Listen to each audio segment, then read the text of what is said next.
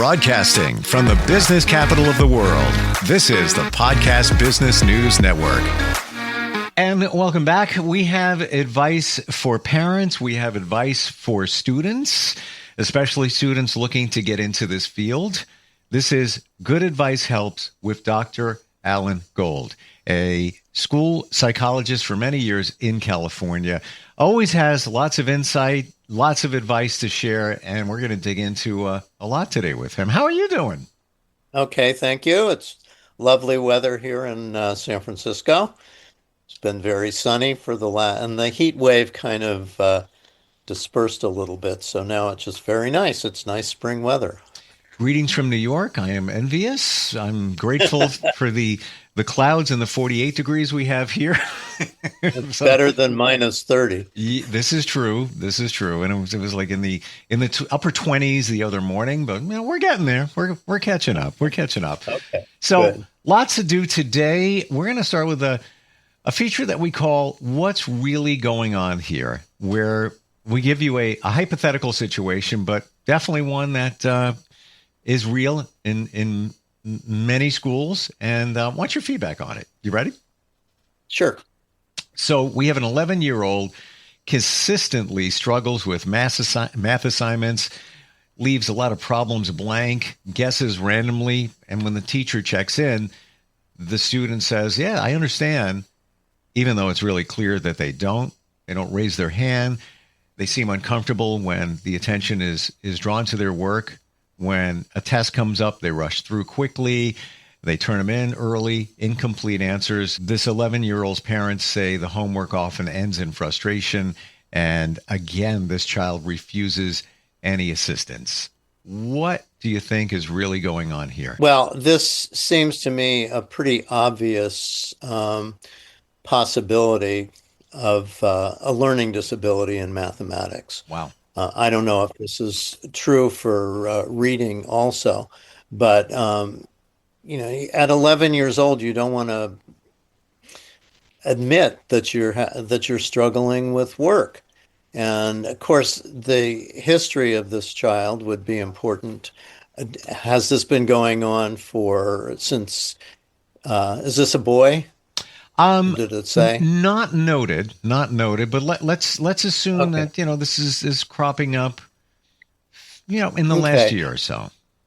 Well, it might have been for years. Yeah. But it also, kids with math disabilities generally show this early on. But some of the earlier math can be easier, and they can use their fingers to calculate and that kind of thing. But by the time they're in 11 and in 5th or 6th grade, the concepts are much more difficult to understand. So the question would be, what kind of math disability might this be? He or she really should be assessed for that. And, math disabilities are different than reading disabilities. There may be a difficulty with working memory, which is how much information can you keep in your head and perform mathematical calculations. So working memory is how many facts or just bits of information we can keep in mind at one time. The sort of maximum, even for adults, is about 6 or 7 pieces of information. And if, for example, if we've got a whole list of things that we want to do this week or this day, we can, repeat them to ourselves and try to remember 3 or 4 or 5 of them. But beyond that, we really need to write down all the different things that we need to remember. So if you shift that to what's required in math calculations, just for example, say you're subtracting a 2-digit number from a 3-digit number. Okay. What are the things that you need to remember to do that calculation? Okay, so all of these things. Well, I have to start on the right side with the ones column. I have to look at the lower number and see if I can subtract that from the upper number. Is the upper number bigger or smaller than the lower number? If the lower number is smaller, I can subtract it from um, the upper number and then move on to the tens column. If it's not, I have to borrow a 10 from the tens column and add it to the ones column and then make the subtraction. So, and go on, do that with the tens column and the hundreds column.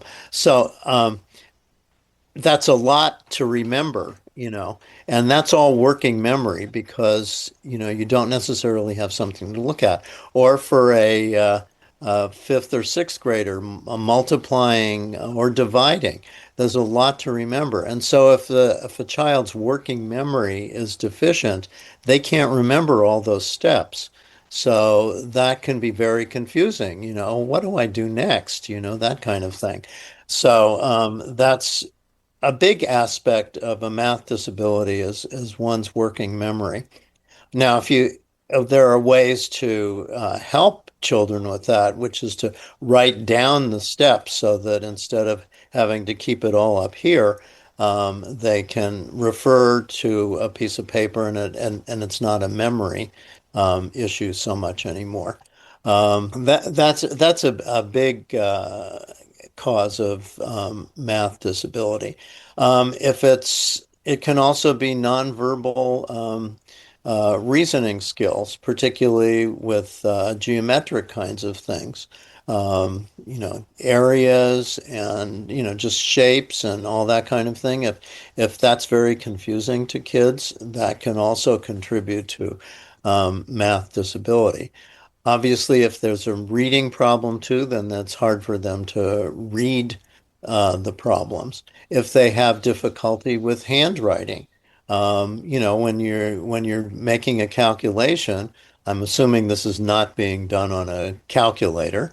You have to align your the two numbers you're multiplying or subtracting or adding.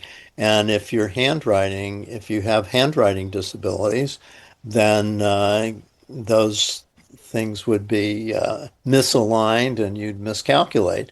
So those are all things that should be checked and tested to see if they're in the way. It can also be not so much working memory, but just a long-term memory.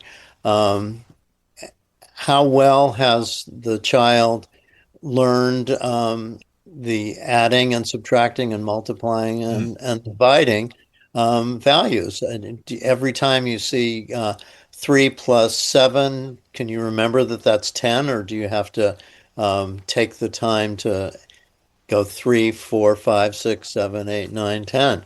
Mm. Or 7 times 6, is that 42? Yes, it's 42, but does the child remember that? So if that long-term memory hasn't doesn't work very well, or if the child has never memorized math facts, that makes calculations much, much more difficult because it just takes longer and they could easily make calculation mistakes. Um, so there's plenty of reasons why this child may be demonstrating what he or she is demonstrating. Mm. Uh, and he or she may also just not be interested in math. But if kids are not interested in math, it's usually because it's hard. I mean, you can say that about any subject. I don't like this because I don't like reading because it's hard for me to read the words, decode the words. It's hard for me to understand what I'm reading. And with math too, it's absolutely the same. I don't get these calculations. I don't remember what I'm supposed to do. I don't understand the question. If they're word problems, is the child able to kind of visualize and understand what is being asked of him or her? Or is the whether even if he or she can read the words, it may not make any sense. They don't have a way to um, kind of translate the words into a picture that makes sense. Here's the length, here's the width, what's the area? Well, they may know that length times width equals area, but it helps if they can visualize a word problem and see what what they're actually trying to calculate. If they can't visualize it, that makes it even more difficult. This So, is bringing back memories for me that I didn't expect. I was not a great math student. I was the creative student. I just didn't have an interest in it. Didn't do that well in it. Still don't do that well in it, is what it is. So is it possible that they just don't get it? It's not their thing. Maybe they're embarrassed to ask for help because it kind of seems like that could be going on here. yes, that certainly could be true. Yes. Yeah. And then what would you do at that point? Maybe extra help and things like that. And Yeah, for does it sure. I mean, that's why I say an assessment is really important to find out what hmm, skills the kid actually has or what skills he or she does not have and give him or her the support. I mean, maybe going home and memorizing the math facts, is an important thing just to make life easier, make the whole thing easier. Yeah, I mean, I'm not saying that everybody has to love math like I used to, and I still do, but well, you know what? It shows because all the examples you're giving, my head is already spinning, and that's basic math. Just saying, yeah. and it flows right off Sorry. it flows right off the tip of your tongue, like like nothing. Yeah. No, I'm sorry about that, Ah, quite all right. It's me. Trust me. but yeah, no, you're absolutely right. I mean, not every subject really engages kids, whether it's history or science Sure. or art or reading or math. So but then what can the school do and the parents do? But the first thing is to identify what's really going on there. Is it disinterest? And if it is disinterest, why is it disinterest? Hmm. And usually with children, disinterest, I think, I could be wrong, but I think it's because it's difficult. Right. If something comes easily, kids tend to gravitate towards They it. would knock it out and move on to the next thing. Yeah, Yeah. right, Hmm. exactly. Let's go to emails now. This is Emily in Edison, New Jersey. And I'm going to just pull this one section out. She says that she's studying psychology, looking at school psychology as a possibility. She says, how do you sit with the responsibility of making recommendations that could shape a child's entire academic path? Well, that's an excellent question. How do you do it? Well, I think a big part of the school psychology career is being a problem solver, Hmm. and which means the first part is finding out what's the matter, what's the challenge, and then the second part is to try to figure out what is a reasonable intervention, a reasonable recommendation. So one thing that's very important in school psychology values and theory is evidence-based solutions. So to try to choose recommendations, not just off the top of your head, but that have, through research, um, there is evidence that those can be helpful um, interventions and solutions. Um, so I think trying to persuade parents and teachers to try a solution that involves the consultation. I mean, many school psychologists will recommend to teachers that they do A, B, and C, and without the discussion and dialogue, the teacher may A, not have the time to do it, may not have the understanding, may possibly disagree with the recommendation. So that's a very, very important job. It's not just coming up with an evidence-based suggestion or recommendation, but to really work with the parents and teachers to evaluate how that progress is being made. not just say, oh, why don't you do this and then let the teacher do it, but to really check in fairly frequently, at least at first, to make sure that the teacher is following the recommended instructions. So I want to jump in Um, right here, if I may. I don't mean to cut you off, yeah, Alan, but no, that's fine. I believe that things happen for a reason. And I looked up on the screen, and this is a question that is ties into almost what you're saying here. This is Daniel in Bangor, Maine, and says, how do you handle situations where what's best for the child conflicts with what the school or parents are willing to support? Yes. Well, That's a that tough one. it's a tough one.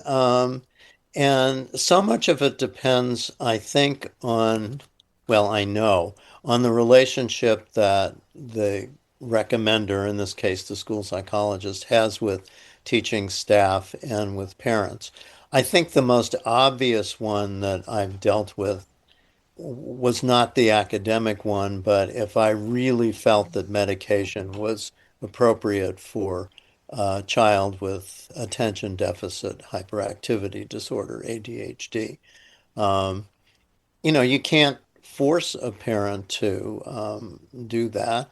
Um, that's not something the school can do anyway. But that's a very obvious one where the parents may disagree with the recommendation, Mm, and it may take time.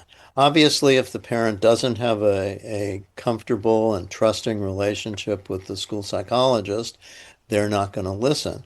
It may take years. I mean, there are parents who are really against medication, and then you talk about, why you be honest with them and say, we've assessed your child um, in a lot of ways, and this seems to be a really, we've tried contracts, we've tried rewards. He or she really wants to earn those, but really can't. And all of the assessments we've done, the questionnaires and the actual computer assessments, indicate that this really is a problem. mm. And so uh, why are you opposed to medication? And they may have, look at people who are against vaccinations and things like that. Mm. They're afraid. But to at least to have a dialogue about it. What are you afraid of? Um, and parents often are very afraid to medicate their kids, unfortunately. Um, but I would suggest, why don't we look together at research on these different medications and see what the side effects are? And I would say, to be honest with you, some of the medications do have side effects. I've recommended that kids be medicated, and they do show side effects, and we stop those, and there's no reason to continue that. I mean, that's for any medication. You look at Sure. television ads for medication, and there's always this little fine print about, Which is the disclaimer is longer than the actual commercial for the med. you're absolutely right. But if there are other suggestions, academic suggestions, which might be um, just special education, work with the special ed teacher for a period a day, or if it's a more serious handicap, maybe even a special day class where the child is there for 3 hours at least a day. And the parents may be against that. Usually, I find that teachers are not so much again. They want to help their Mm. kids.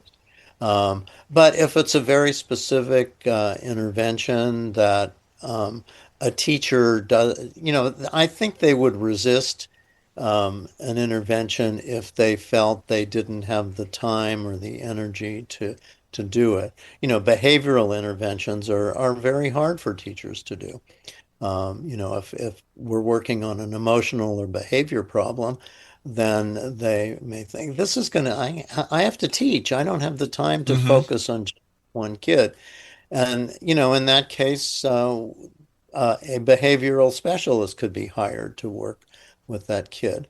That's why money is so important in schools because, we can't expect teachers to do everything. So there may be, numbers of different reasons. It's a very, very good question. And, fortunately, in my experience, most parents and teachers would be willing to try things, but there are times when they're not.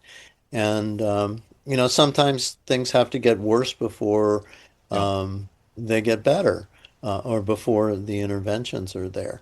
But I think having that, an honest, open, respectful, clear communication with the parents to try to identify what they're afraid of or what their resistance is, and with the teachers, and then to try to um, either modify the intervention so it's not such a um, uh, weight on the teachers, or to convince parents, why don't we just give this a try for, a week or a month and see if there's a big difference there. Seems like a very At least, delicate balance between all parties involved, including the student. I mean, got to take a little consideration into how they're going to react to it. yeah, With right. And depending on how old they are, yeah, they can have certainly their own opinion. this is called Golden Tools that you can use tonight, and these are little nuggets of information that you could even apply even this evening with your kids. What do you got? Okay. I think one of the more challenging aspects of parenting these days is that parents really want to be friends with their kids. And there's nothing really the matter with that for at least part of the day or a part of their parental experience. You want to be close to your kids, but all parents have to manage their kids and set limits for their kids. So I think the real task and the challenge is, how do you balance being a friend to your kid and being an effective parent? Mm. I think by developing a very respectful and loving communication with the kid when they do something that you're afraid of or that they shouldn't be doing, the first message is, I love you so much. You are my daughter, my son. I care about you, but I am really concerned about what this kind of thing that you're doing, which is really risky and or disrespectful to us and to other kids.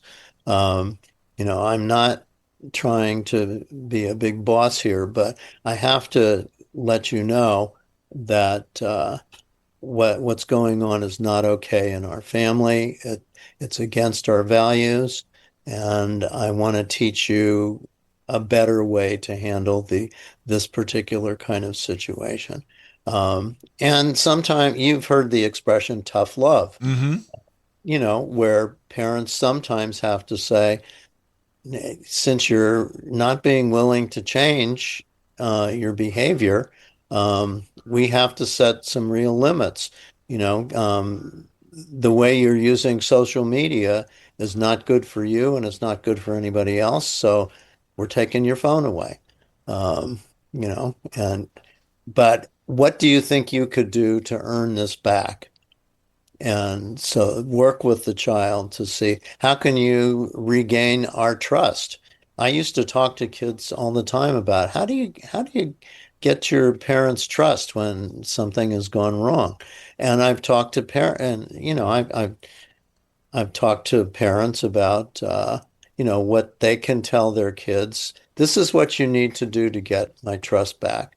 Um, and that's like, take responsibility for both your homework and your schoolwork, and your um, housework or chores. Um, be respectful. Don't say bad things about other people. You know what Uh, I find interesting even more here is you have to do that when you work with students. You want to gain their trust. So you are their friend, but also at the same time, you are the psychologist. So you're in a authoritative role within the school, but that almost seems like a delicate balance too, right? Yeah, yeah. And I think maybe school psychologists, I hope they don't have trouble with that because I could be playful and funny with kids and they would enjoy that. But when I had to be really serious with them, I would. So, and it is, yeah, that's a very good point. It's a very interesting balance. Mm. When do you have to be the authority and let them know? And when do you have to be serious? And when can you be playful and Mm. laugh together? And I think for Fine, parents, we're out you of have to do time. that. I, Oh, okay. I just Sorry. one quick question. What what were you referred to? Obviously, Mr. Gold in school. Dr. Gold. Dr. Dr. Gold, Gold. thank you. But it's not like, a student would say to a teacher, I'm having some troubles. I'm going to go see the school psychologist. Students probably didn't even know that that's what you were. It was more of who you are, Dr. Gold. You follow what I'm saying? Like when you need to go, I need to go see the nurse. You're going to see a nurse. Yeah, no, I found that kids actually did know because I would make sure that I would go into classes and, tell them who I was. If they were younger kids, I'd say, "Who knows what a psychologist is?" Okay. So I would introduce myself, and I would get, I think I've mentioned before, I would get all these little post-its from third and fourth and fifth graders. Can we see you, Dr. Gold? You So, didn't share that, and that's beautiful. oh Wow. yeah. So I mean, I loved it. I thought in my older years, why did they want to see this old person? But they did. They Wow. did know that they wanted to come and talk. Now, sometimes kids would often use counseling and Yeah. appointments with me to get out of class, and you'd have Well, to, you can spot a phony. But bottom line is it was a safe haven, it was a especially, safe haven. if the Yes. students are having some challenges, maybe it's ongoing things. They always knew that they can come to your door, come to your office. Right. And you have to build that over time for sure. Alan, great having you on here once again. I want to share with everyone any questions you have. Doesn't matter if you're a parent, maybe a student, or a student that's looking to get into the field. You can always reach out to us, instantfeedbacksteve@gmail.com. As always, Alan, thank you for being here today. Thanks for the My advice. And pleasure. yeah, Take care. appreciate it. Keep Bye-bye. warm.